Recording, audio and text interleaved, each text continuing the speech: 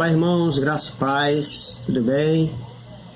Nós estamos numa semana especial, estamos celebrando o nascimento do nosso Senhor e Salvador Jesus e é em cima do tema, o nascimento de Jesus, que estamos a meditar nesta semana. Eu gostaria de poder me basear em Mateus capítulo 2, verso 2, que diz: E perguntavam, onde está o recém-nascido rei dos judeus? Porque vimos a sua estrela no oriente e viemos para adorá-lo. Na verdade, aqui são os magos do oriente que vêm para adorar ao rei dos judeus. Então nós temos aqui várias perspectivas e vários sentimentos dentro do capítulo 2 acerca de Jesus enquanto rei. Mas antes de tratarmos dessas perspectivas e sentimentos, é preciso nós vermos o que é na verdade rei, o que é na verdade reino, o que significa essas palavras. E eu quero então poder trazer dois termos, basicamente, para a gente poder entender melhor essa questão do reino. A palavra reino no grego é a palavra basileia. Aqui no caso Jesus é basileus, é rei deste reino.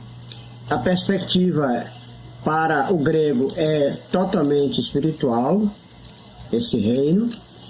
E a palavra malekut, que está no hebraico, que é a perspectiva dos judeus, que é a perspectiva totalmente política. Os judeus esperavam que o rei fosse um Messias libertador político do jugo que eles sofriam por todos os inimigos, começando dos egípcios, vindo aos assírios, babilônios, medos persas e finalmente os romanos. Então, na perspectiva dos judeus, o reino Malekut era um reino cujo rei iria libertá-los do jugo desses inimigos. A perspectiva, como eu falei, no Novo Testamento de Basileia, é uma perspectiva totalmente espiritual. É aquela em que Jesus diz: o meu reino está dentro de cada um de vós. Então, olhando aqui para o texto novamente, nós vemos os magos do Oriente tendo uma perspectiva, acredito que seja espiritual, a perspectiva de reino, porque o sentimento deles era o sentimento de adoração. Está aqui no verso 2. Eles vêm para adorar ao rei dos judeus. Mas há outros sentimentos dos magos aqui, neste capítulo. Nós temos aqui no verso 10 que o sentimento dos magos era de alegria. Diz aqui: e vendo eles a estrela, alegraram-se com grande e intenso júbilo.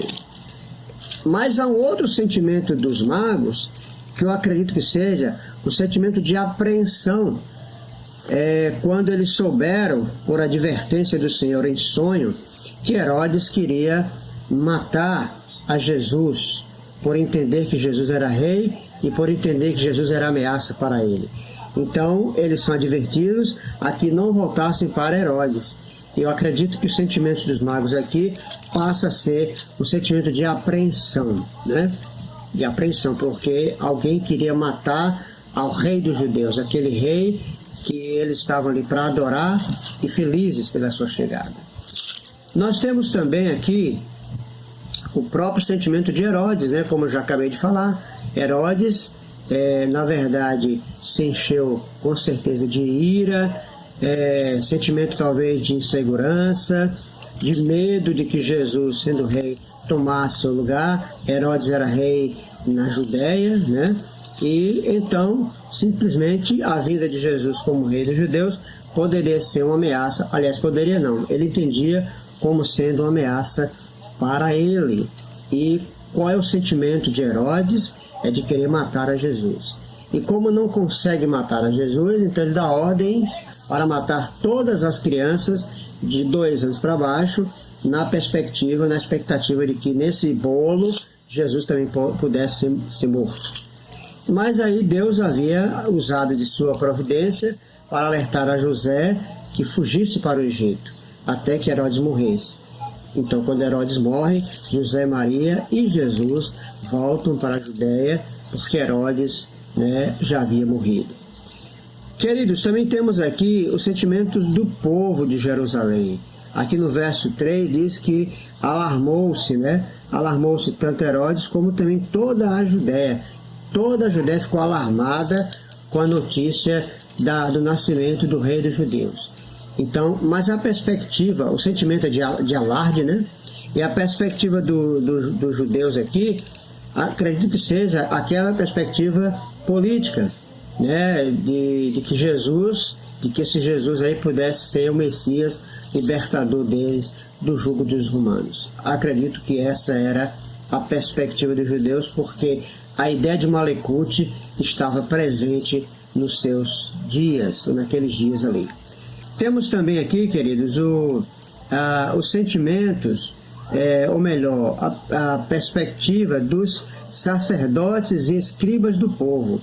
Aqui no texto, no verso de número 4, não encontramos qualquer preocupação, qualquer interesse dos sacerdotes e escribas com o rei.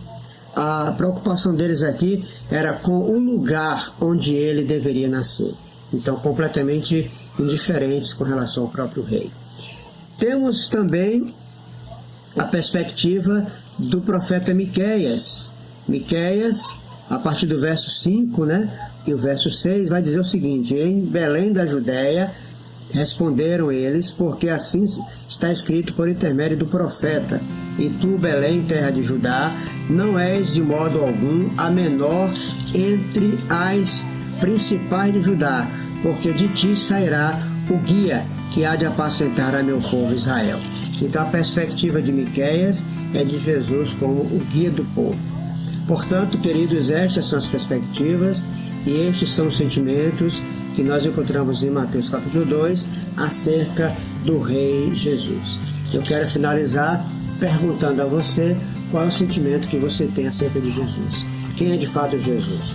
Qual é a ideia de reino que você tem? Acredito que seja a ideia de um rei espiritual que veio nos libertar do império das trevas, do inferno, e acredito que o reino para você seja espiritual. Jesus falou que o reino dele estava dentro de cada um de nós. Portanto, que possamos estar alegres pela conquista desse reino. O Senhor conquistou esse reino, venceu a morte e o inferno e nos fez assentar nos lugares celestiais triunfalmente em Cristo Jesus. Nos fez assentar desde já em lugares celestiais. Já somos vencedores com este Rei dos judeus. Que Deus possa te abençoar e que você tenha um feliz Natal. Deus abençoe.